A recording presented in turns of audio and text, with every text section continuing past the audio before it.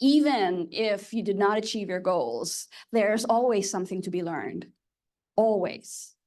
So we have a little ritual. It's like a retrospective in Agile or whatever. We call it after action review. It's a very simple way, and it's 3 rounds. The first round is what went well, always. We start with what went well. So even if the meeting, the project, the milestone was a disaster, we force ourselves to do a round of what went well.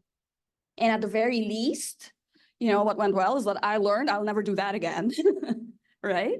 So, and the second round is what could I have done better or differently to get better results, right? And the third round is anything that doesn't come out in the first and second rounds. So thank you for those definitions of success. And I love that it's showing up here. Are there other colors that I can use? I'm a colorful person. Here they are. Thank you.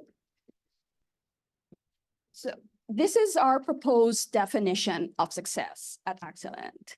And many people, especially very achievement-oriented people in business, right? And it's not just business, it's also in academia, it's in non-for-profit organizations. We have definitions of success based on the task, on what we're supposed to deliver.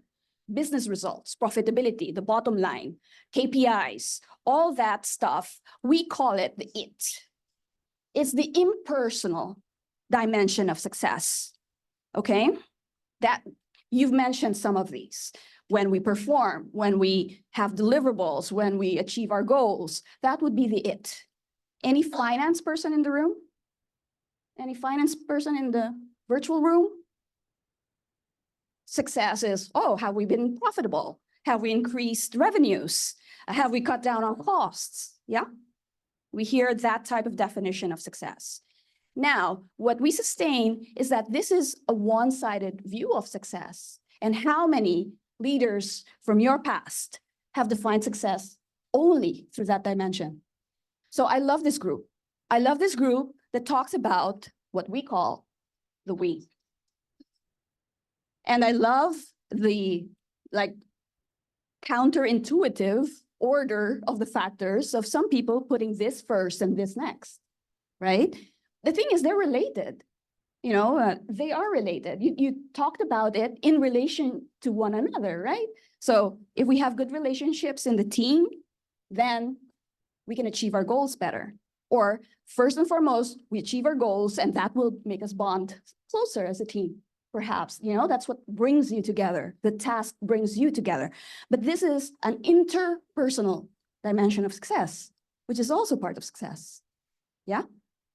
And then getting what I want, achieving my own personal goals, regardless of the goals that are handed down to me, So this is what we call the I. And it's just amazing that you touched on all these 3 dimensions, the collective wisdom of this crowd, right? You touched on all these dimensions, and including the virtual room, right? Because that's precisely where the I came from. So at Excellent, we define success in these 3 dimensions, but not just any success. We believe that for success to be extraordinary and sustainable, then all these 3 dimensions of success need to be in harmony. And I choose my words very intentionally. I don't say in balance. It's not a 33.33 period, right, distribution of these 3 dimensions. I'm talking about harmony. Why is that? Because sometimes we have a crunch, we have a deadline, we have a crisis. Where are you all focused on? The it, all aboard and go straight to the it. What we sustain is that it's not going to be an extraordinary result if we're always focusing on the task and only focusing on the task. It will not be sustainable, because then what will happen to you, what will happen to the team if that's all you look at? And that's your only definition of success. You're a failure if you don't. Well, what does that mean to the relationships, and what does it mean for you as a person, as a leader? Okay, so if you just define success narrowly, it will not be extraordinary success. And much less will it be sustainable. If we're all focused in only one of the dimensions, how long can we keep that up? At what expense? What's the price you're paying for focusing only on the it? But it happens everywhere in all these three dimensions of the triangle. And it's nice that it's a triangle. In architecture, the triangle is the most robust geometric figure, right? It really resists a lot, and it's very resilient as a shape. You change the sides, the angles, and it's still a triangle. Doesn't happen with other shapes, okay? So sustainable. You can sustain success in the long run if these are in harmony. Does this make sense? Yeah? Okay. What if we only focus on the we? What happens then?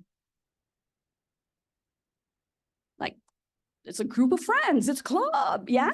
Like, right? It's great, let's be happy, and ooh, and let's celebrate, ooh, that's fantastic. But then, is that sustainable? And is that extraordinary? If you forget the other two dimensions, what happens if I only think of getting what I want? What happens then? How do you think the relationships end up if there's one person only thinking of what they want, if each man or woman for their own? What do you think? Like this or like this? Like this or like this? Virtual room also. Okay. So if we focus only on one of the dimensions, if this gets skewed, then probably we don't have the most extraordinary and sustainable success possible, right? Think of what you're leaving on the table if you don't focus on the three dimensions, right? So here's the first framework that we have to offer you as leaders. Next time you set your goals, next time you think, at the end of this project, what will success look like? Get a little checklist and check for the I, the we, and the it.